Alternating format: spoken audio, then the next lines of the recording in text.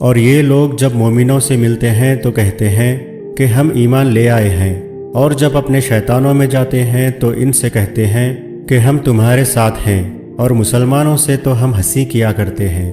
ان منافقوں سے اللہ ہنسی کرتا ہے اور انہیں مہلت دیے جاتا ہے کہ شرارت و سرکشی میں پڑے بہک رہے ہیں۔ یہ وہ لوگ ہیں جنہوں نے ہدایت چھوڑ کر گمراہی خریدی، تو نہ تو ان کی تجارت ہی نے کچھ نفع دیا اور نہ یہ ہدایت یاب ہی ہوئے۔ ان کی مثال اس شخص کی سی ہے جس نے شب تاریک میں آگ جلائی، جب آگ نے اس کے ارد گرد کی چیزیں روشن کی تو اللہ نے ان لوگوں کی روشنی زائل کر دی اور ان کو اندھیروں میں چھوڑ دیا کہ کچھ نہیں دیکھتے۔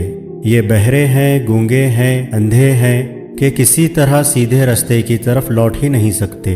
یا ان کی مثال مینا کی سی ہے کہ آسمان سے برس رہا ہو اور اس میں اندھیرے پر اندھیرا چھا رہا ہو اور بادل گرج رہا ہو اور بجلی کوند رہی ہو، تو یہ کڑک سے ڈر کر موت کے خوف سے کانوں میں انگلیاں دے لیں، اور اللہ کافروں کو ہر طرف سے گھیرے ہوئے ہے۔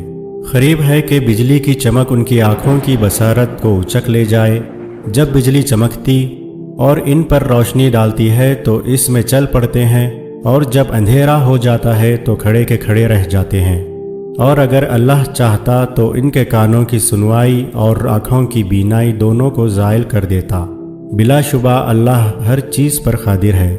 لوگوں، اپنے پروردگار کی عبادت کرو جس نے تم کو اور تم سے پہلے لوگوں کو پیدا کیا تاکہ تم اس کے عذاب سے بچو، جس نے تمہارے لیے زمین کو بچھونا اور آسمان کو چھت بنایا، اور آسمان سے مینا برسا کر تمہارے کھانے کے لیے انواع و اقسام کے میوے پیدا کیے۔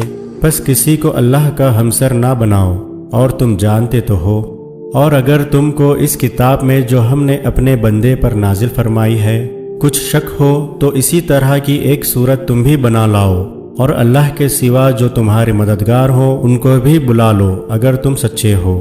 پھر اگر ایسا نہ کر سکو اور ہرگز نہیں کر سکو گے تو اس آگ سے ڈرو جس کا ایندھن آدمی اور پتھر ہوں گے، اور جو کافروں کے لیے تیار کی گئی ہے۔